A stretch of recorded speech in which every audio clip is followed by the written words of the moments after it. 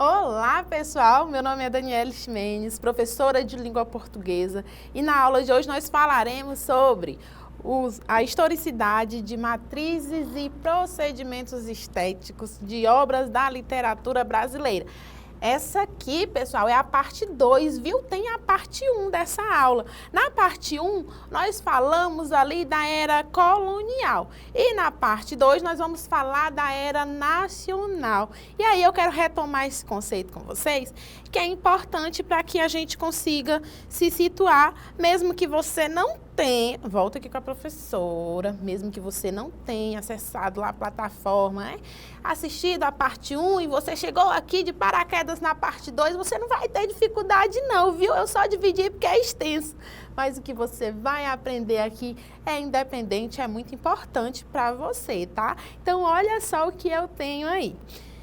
A literatura brasileira, ao longo de sua trajetória, apresenta uma rica diversidade de matrizes e procedimentos estéticos que refletem transformações culturais e sociais do Brasil, do país. Opa, nós estamos falando de literatura brasileira. Então, falar dessa transformação do Brasil não é errôneo, não é equivocado, tá? E quando nós falamos de produção literária, pessoal, ela se desenvolve em cada país ao seu modo e de acordo com o contexto histórico, contexto social, e à medida em que nós temos uma influência ali temporal, histórica naquela produção, ela vai se adequar, ela vai apresentar características próprias que refletem ali o objetivo ali daquela produção. E aí eu tenho esse mapa aí da periodização, tá? Que eu tenho de 1500 a 1922. Na parte 1 a gente fala um pouquinho sobre a era colonial, quinhentismo, barroco e arcadismo. Aqui, lembrando que nós temos manifestações literárias e não escolas literárias. Agora nós vamos entrar um pouquinho na era nacional. É um pouco sintetizado, mas para você compreender essa importância aí desses procedimentos, tá? E aí, o que é que eu tenho com as escolas literárias? Eu tenho aí na era nacional. Eu tenho romantismo, realismo, naturalismo e parnasianismo, que ocorrem ali no mesmo momento de produção, tá? Eu tenho o simbolismo, o pré-modernismo e o modernismo. Ô, professora, e agora, que parte da literatura nós estamos vivendo? Porque aí diz que é 1922. Eu ainda estou aí no modernismo? Não, nós estamos no contemporâneo. Mas eu vou abordar só a partir do modernismo, que o contemporâneo a gente deixa para um outro momento. Então, vamos lá? Vamos começar, pessoal, com o romantismo. O romantismo é a primeira escola literária brasileira. Como assim, professor? E o quinhentismo, o arcadismo, o barroco, é escola literária, não? Não, são manifestações literárias, tá? O romantismo é a primeira escola literária de fato, porque eu tenho um público leitor, eu tenho um escritor brasileiro, eu tenho uma obra produzida, escrita e produzida no Brasil e reproduzida no Brasil. Então, eu tenho de fato uma literatura brasileira. E quando eu tenho essa produção literária do romantismo, ela é composta em 3 fases que são extremamente importantes para mostrar essa maturidade de produção literária. Quais são essas 3 fases? Eu tenho aí o início aí com os suspiros poéticos de Gonçalves de Magalhães. Isso aqui é só para te situar, mas falando nas fases, eu tenho essas 3. A primeira geração romântica, que vai de 1836 a 1852. Qual a característica dessa fase aqui? Nacionalista, indianista e religiosa. Professora, o Brasil deixou de ser uma colônia? Foi. A produção literária vai refletir essa realidade? Vai, eu tenho a era nacional. Então, nessa primeira fase, eu busco ali na produção literária um símbolo de nacionalidade. E qual é o meu símbolo de nacionalidade? O índio. Se elege, se escolhe o índio como símbolo de nacionalidade, e ali as produções elas se debruçam sobre essa característica específica. O que mais eu tenho, professora? Eu tenho a exploração ali da fauna e da flora brasileira, que ao longo das produções eu consigo analisar essas características. E a segunda, hein? Olha só o que eu tenho na segunda. Pessoal, a segunda, ela ocorre já aí de 1853 a 1869. Trata-se aí do egocentrismo exagerado e o pessimismo. Essa geração, ela fica conhecida como o mal do século. Qual é o mal do século? A depressão. Então, as produções aí da segunda fase do romantismo, elas estão ligadas ali a acadêmicos, jovens escritores que estão dentro das universidades ali e eles fazem essa produção pessimista. Normalmente é um ambiente bucólico, um ambiente noturno, que tem ali os finais mais trágicos, que mostram ali o estado de espírito dos próprios escritores. Aqui já sofre uma influência francesa, de outras produções literárias, então aqui eu tenho um distanciamento aqui da literatura portuguesa, porque nós sabemos que nós temos aí, o Brasil foi colonizado por Portugal. Obviamente, a característica da literatura portuguesa, ela é adotada pelo Brasil durante um longo espaço de tempo, só que o Brasil tenta manter esse distanciamento, quer dizer, eu já consigo caminhar com minhas próprias pernas, eu consigo buscar ali outras inspirações que não sejam apenas as portuguesas. E essa fase, ela mostra aí essa maturidade. Já a terceira, olha só o que diz a terceira, ela é de cunho social e libertário. Ela ocorre aí de 1870 a 1880. Essa aqui, pessoal, fica conhecida como a fase condoureira. É uma época, assim, é uma das fases do romantismo que eu mais me identifico porque eu gosto desse caráter de denúncia social da literatura. Então, ela traz aí um caráter específico e traz para o centro da narrativa o negro, que está lá na senzala, escravizado, quer dizer. Eu tiro ele da posição de mercadoria e coloco como indivíduo, como um ser humano que precisa ser ali ter voz, e a literatura dá a voz a esse negro, tá certo? E aí eu escolhi 3 obras aí que aparecem na tela para vocês, das 3 gerações. A Iracema, de José de Alencar. Professora, pelo amor de Deus, eu não aguento mais ouvir falar em Iracema. Toda vez que fala de literatura, fala da Iracema. Será que eu não posso falar do Harry Potter não lá? Menino, nós estamos falando de literatura brasileira. Iracema é uma obra canônica da primeira geração do romantismo, porque ela tem ali na sua teoria como nasce o primeiro brasileiro, que é a união de uma indígena com um português. E ali nasce o primeiro brasileiro. Então tem uma função simbólica muito grande. Essa segunda aí, que aparece na tela, Noite na Taverna, do Álvares de Azevedo. Eu tenho certeza que você não conhece, Noite na Taverna. A capa já é muito sugestiva, já mostra esse caráter. Ali eu tenho produções ali independentes que mostram esse caráter mais bucólico, que as histórias acontecem ali numa taverna. São histórias independentes que abordam temáticas muito difíceis e muito complexas, né? É uma leitura que ela é um pouquinho mais densa justamente pela característica do período de produção, tá? Então, você precisa ter um pouquinho de estômago para fazer essa leitura. Então, se você tem algum gatilho, alguma coisa assim, eu não recomendo que faça essa leitura de forma para deleite, mas faça essa leitura de uma forma mais racional, de uma forma mais consciente, no sentido de fazer uma análise crítica literária, tá? Porque ela toca ali em assuntos muito complexos, como incesto, enfim, vários problemas ali que são comuns da sociedade naquele período, mas que são abordados de uma maneira bem difícil. Já a terceira que eu escolhi é o Navio Negreiro de Castro Alves. Cara, eu sou fã do Castro Alves porque ele é conhecido como o poeta dos escravos. Ele dá voz aos escravos. Ele pega e diz assim, ó, tu leitor, vem cá. Imagina o cara tá escrevendo lá, na época em que no Brasil ainda existia a escravidão, que era algo comum, normalizado, que se viam imagens ali de negros sendo vendidos nas praças. E ele chama os carinhas que compram, que cometem essa série de abusos. Vamos cá, vem cá, meu amigo, vamos dar uma olhada como é que isso acontece? Você não se sensibiliza com essa situação? Você acha isso correto? Logicamente que não com essas palavras. Ele traz toda uma ambientação na sua produção, usa metáfora, usa um monte de recursos que mostram aí uma característica, um momento histórico, que é justamente do que nós estamos tratando aqui na nossa aula, tá? Inclusive, eu aconselho que você faça a leitura dessas 3 obras e compare essa diferença entre as 3 fases, tá?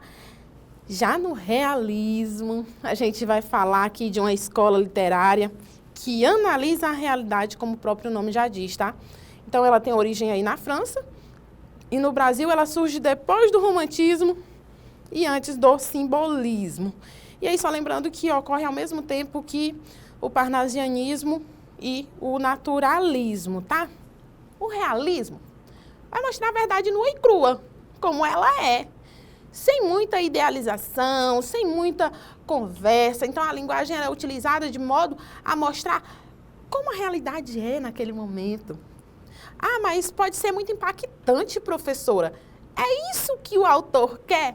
Sim, é isso que o autor quer. Então, qual a obra aí que eu tenho para vocês realista? Eu tenho Quincas Borba, do Machado de Assis. Machado de Assis. Professora, da Capitu lá? Com certeza, tá? Mas é porque a gente fala tanto da Capitu, do Dom Casmurro, que eu não quis trazer mais nessa aula não, viu? Eu trouxe essa obra aí, e aí na tela aparece, ela completa a trilogia realista do Machado de Assis. Tem Dom Casmurro, Memórias Póstumas de Brás Cubas, e essa é a 3ª, né? E aí ela aborda aí essas questões do casamento por interesse. Então, eu tenho uma obra produzida por 201 capítulos curtos e o narrador da obra é onisciente e, por vezes, chega a se comunicar com o leitor, que é uma característica específica aí da produção do Machado de Assis, tá? Se vocês tiverem interesse, depois coloquem aí na lista de livros que vocês devem ler ao longo da vida. Eu acho que vai trazer, eu tenho certeza, não acho, que vai te trazer uma perspectiva diferente da vida, viu? E eu trouxe no naturalismo. O naturalismo, ele surge aí como se fosse uma ramificação do realismo. Mostra a realidade uma obra naturalista, pessoal? Mostra. Só que a característica principal do naturalismo é trazer esse caráter científico. Olha só o que eu tenho aí na tela para vocês. Eu tenho o caráter aí científico e determinista. Como assim, professora? Científico e determinista? O meio influencia o homem. Ele tomou aquela atitude porque ele está situado ali naquele momento, naquele espaço. Então, o meio, ele determina ali como ele vai agir. E o que está acontecendo ali? A mesma coisa que no realismo. Olha só o que eu tenho. Eu tenho a abolição da escravatura e a proclamação da república. Ei, professora, eu ouvi uma conversa que teve gente que fez até teatro, viu, sobre essa obra aí, já em algum momento, e que gostou demais. O Cortiço, de Aloísio de Azevedo, ela é uma obra naturalista que explora a vida aí em uma habitação coletiva e a degradação moral dos personagens. Professora, isso é feito de maneira não intencional? Lógico que não é intencional, é mostrar como a sociedade está organizada naquele momento e o que pode justificar essa organização e a atitude das personagens. É uma obra importantíssima e que vai enriquecer muito aí a sua vida enquanto estudante, enquanto leitor, tá bom? E aí eu trouxe o parnasianismo. Pessoal, o parnasianismo, ele já traz uma estética perfeita. Observem aí que eu coloquei para vocês o hino nacional. Volta aqui para a professora. Em algum momento da vida você já se preocupou em pesquisar o significado das palavras do hino nacional?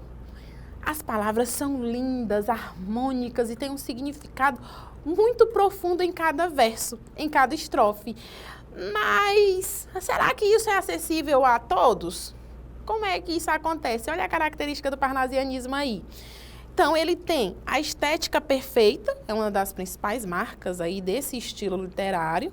Então, aí eu tenho os sonetos, com a posição dividida em 2 estrofes de 4 versos e 2 estrofes de 3 versos. Então, tem uma métrica aqui que prevalece. Então, tem o uso de termos aí que muitos não conseguiriam identificar de cara porque não tem um repertório linguístico aí alto.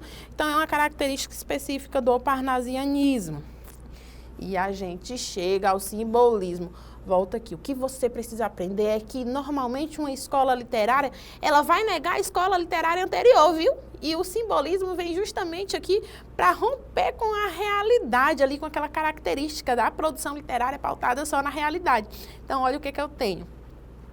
Ele surge aí em 1893, então o Cruz de Souza, ele publicou o livro Missal e Broquéis, que é muito famoso, muito conhecido, tá? Anteriormente conhecido como decadentismo. A estética simbolista nasceu no país como negação ao realismo e ao naturalismo. Então, era decadente, isso não se usa mais, não, mas nós vamos retomar isso aqui, nós vamos trabalhar. Então, eu tenho como característica aqui do simbolismo o culto ao sonho, o predomínio do sentir, o misticismo, o retorno da emoção e da intuição, a valorização do plano metafísico. Então, eu tenho aqui um espiritualismo, rimas e sonoras e musicais. Então, aqui eu tenho uma aproximação maior com o campo do inconsciente aí do indivíduo, tá? E, obviamente, para essa aproximação acontecer, eu tenho a presença das figuras de linguagem. Então, você depois dá uma lida em algumas obras, em alguns sonetos, em alguns poemas sobre que se encaixam aí nesse período de produção para você compreender, tá? E aí eu chego aqui nessa escola literária, que eu muito amo, tá? Professora, mas lá naquele quadro tinha o pré-modernismo, a senhora não vai falar dele, não? Deixemos para um outro momento, porque o modernismo aqui, no contexto de escola literária, de fato, ela é mais importante para você compreender essa questão da historicidade, tá? Então, o que eu tenho sobre o modernismo aí? No Brasil, professora, por que a senhora sempre fala no Brasil? Minha gente, é porque essas escolas literárias também aconteceram em outros lugares do mundo. Elas existem lá, mas elas têm características próprias, têm um contexto histórico próprio. Então, é importante que eu veja como é que acontece, aqui, por isso no Brasil. Então, o modernismo no Brasil, ele é um estilo que esteve em vigor entre 1922 a 1978. Então, aí eu tenho 3 fases, tá? A primeira fase, ela acontece aí de 1922 a 1930.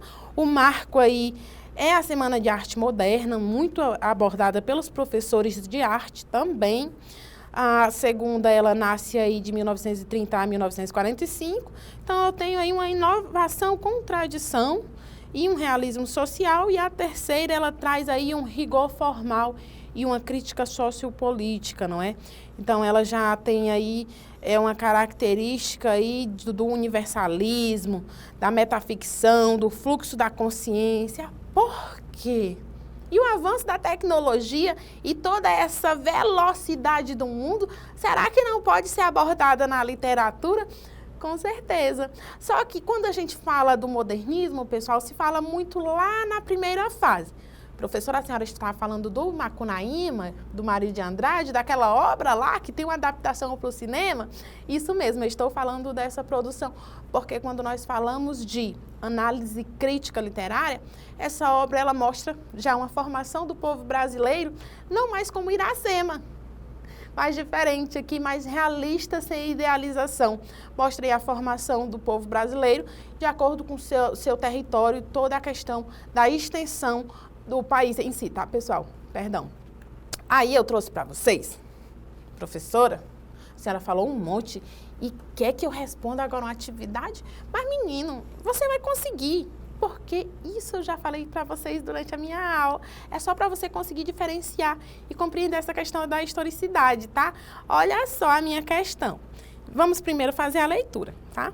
Diz assim: diferentemente do realismo e do naturalismo, que se voltavam para o exame e para a crítica da realidade, o parnasianismo representou na poesia um retorno ao clássico, com todos os seus ingredientes. O princípio do belo na arte, a busca do equilíbrio e da perfeição formal. Os parnasianos acreditavam que o sentido maior da arte reside nela mesma, em sua perfeição e não na sua relação com o mundo exterior. Vamos lá. Sobre o parnasianismo, assinale a alternativa correta. Vamos lá. Aqui nós temos algumas informações que vocês vão identificar aqui e vamos chegar à alternativa correta. A letra A. Os maiores expoentes do parnasianismo na poesia e na prosa ocuparam-se da literatura indianista. Aqui eu já tenho a minha alternativa. Essa alternativa aqui, pessoal, ela é errada, tá? O indianismo não é uma característica do parnasianismo, é uma característica do romantismo, tá?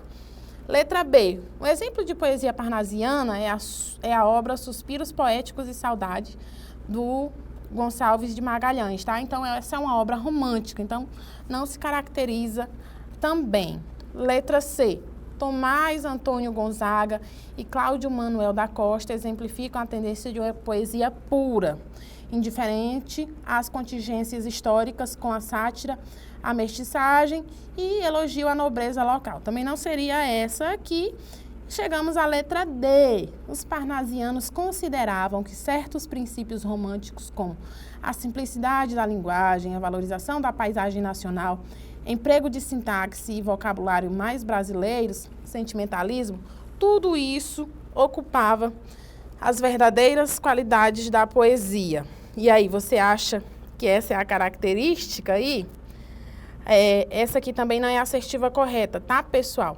E a letra E. A poesia parnasiana foi marcada pela objetividade, rigor formal, pelo ideal da arte pela arte, valorizando a perfeição estética em detrimento do engajamento social. E aí, o que é que você acha? Então, pessoal, nós chegamos à nossa assertiva correta, tá?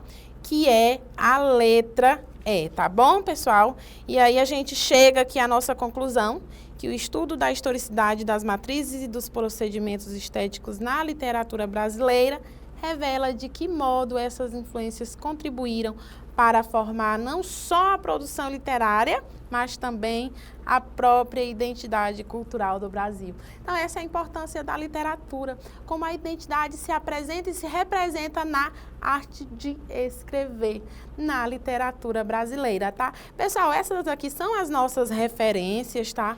Nós temos aqui uma fonte extensa que foi embasada na nossa produção da nossa aula. Eu espero que vocês tenham aprendido muito sobre essa periodização, sobre esses procedimentos e por que é importante estudá-los, tá bom? A nossa aula fica por aqui. Eu te vejo numa próxima. Tchau!